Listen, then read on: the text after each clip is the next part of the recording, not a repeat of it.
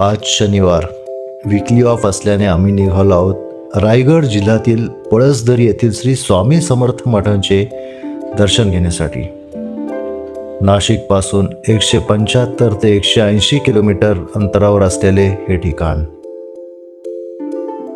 आता आम्ही घोटी टोल नाका क्रॉस केलेला आहे.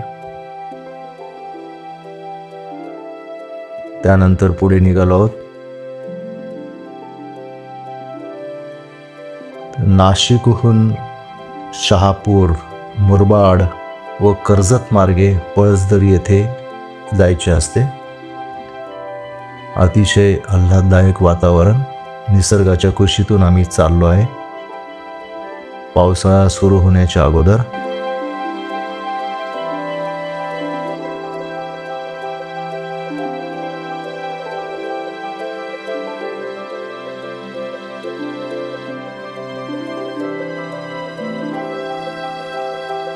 कर्जतमध्ये पोहोचलो आहोत.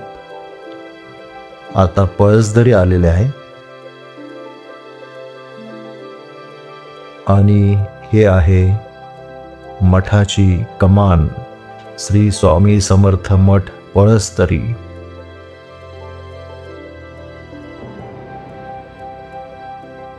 साधारणतः 3 ते 3.5 तास आम्हाला नाशिकहून पळसदरी येथे पोहोचण्यासाठी लागलेत.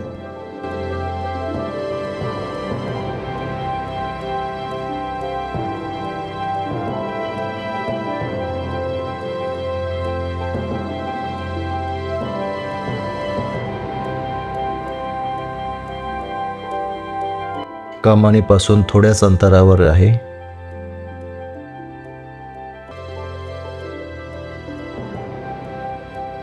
दोन ठिकाणी पार्किंगची अतिशय चांगली व्यवस्था आहे.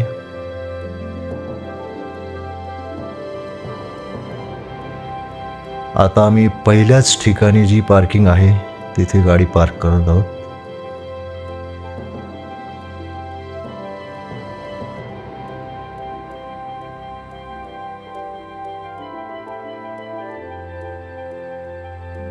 विनामूल्य चप्पल स्टँडची व्यवस्था पण तिकडे आहे. पळसदरी मठात पोहोचताच अगोदर बोलणे झाल्याप्रमाणे आम्ही मठाचे प्रमुख विक्रांत भाऊ दरेकर यांच्या कार्यालयात गेलो. आमचे त्यांनी अतिशय छान स्वागत केले. त्यानंतर आम्हाला स्वतः संपूर्ण मठ दाखवला व माहिती दिली.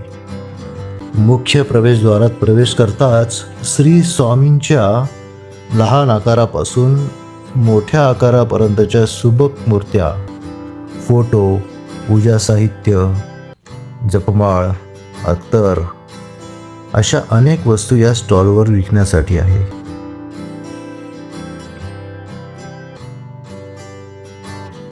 अनेक भाविक त्या घेत होते. तिथून पुढे गेल्यानंतर मुख्य मंदिराचे प्रवेशद्वार आहे. अतिशय सुंदर, मनाला प्रसन्नता देणारा मंदिराचा गाभारा आहे. आज शनिवार असल्याने गर्दी बऱ्याच प्रमाणात होती. श्री स्वामी समर्थ या ठिकाणी 22 दिवस विश्रांतीसाठी आले होते. याचा दृष्टांत स्वर्गीय दादासाहेब दरेकरांना झाला व त्यांनी या ठिकाणी अवघ्या 22 दिवसात मठाचे काम पूर्ण केले.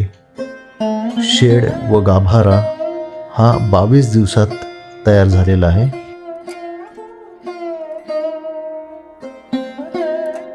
– 1994 साली या मठाची स्थापना झाली.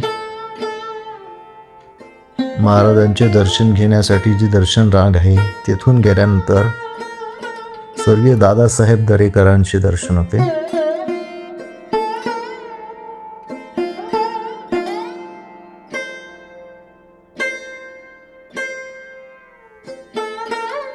तेथून आतमध्ये गेल्यावर श्री स्वामी समर्थांचे अतिशय छान दर्शन होते. ते शेषनाग व गणपती पण विराजमान आहेत. बरेचसे भाविक इथं जपमाळ करतात, ध्यान करतात. मनाला फार प्रसन्नता लाभते. आणि ही आहे महाराजांची मूर्ती, अतिशय सुबक मूर्ती चांदीची.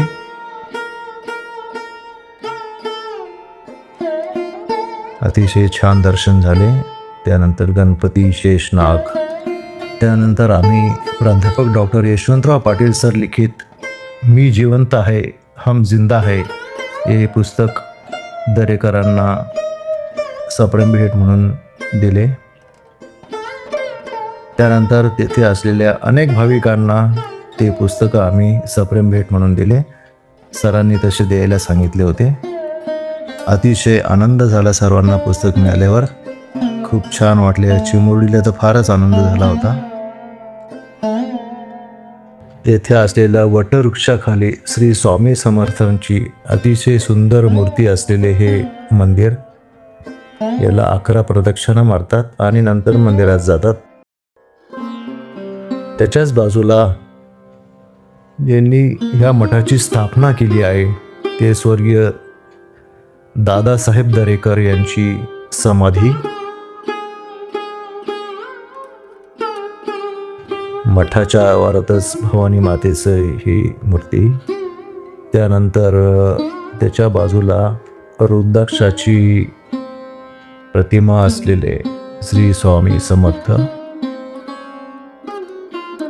आणि कृत्रिम वटवृक्ष निर्माण करून त्यामध्ये श्री शंकर महाराज.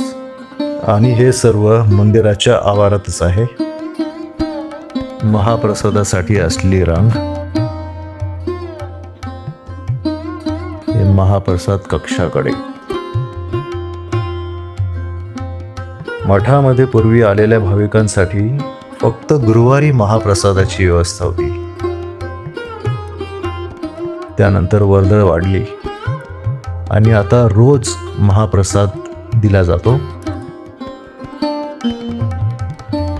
12 वाजता आरती झाल्यानंतर 12:30 ते 1:30 आणि प्रत्येक भाविकाला प्रसाद मिळेल इतक्या वेळेपर्यंत ते महाप्रसाद देत असतात.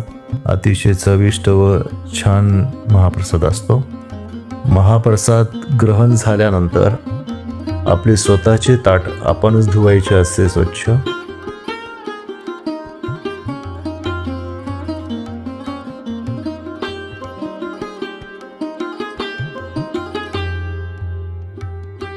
महाप्रसादासाठी अशी बैठक व्यवस्था आहे. आलेले भाविक महाप्रसादाचा छान आनंद घेतात. अतिशय चविष्ट असा हा महाप्रसाद असतो.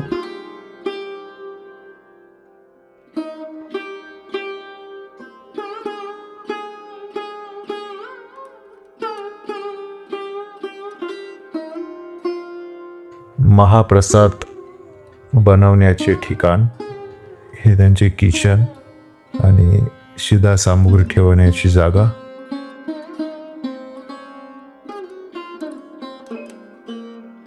आम्हाला पण मठाचे प्रमुख विक्रांत भाऊ दरेकर यांच्याबरोबर महाप्रसादाचा लाभ मिळाला. आमच्या नुकत्याच यूट्यूबवर रिलीज झालेल्या स्वामी साक्षात्कार या शॉर्ट फिल्मच्या पोस्टरचे अनावरण देखील विक्रांत भाऊ दरेकर यांच्या हस्ते करण्यात आले. आम्ही घरून घेऊन गेलेलो महाराजांच्या पितळी मूर्तीचा स्पर्श देखील मंत्रोच्चार करून तेथील गुरुजींनी स्पर्श करून दिला. खूपच छान वाटले.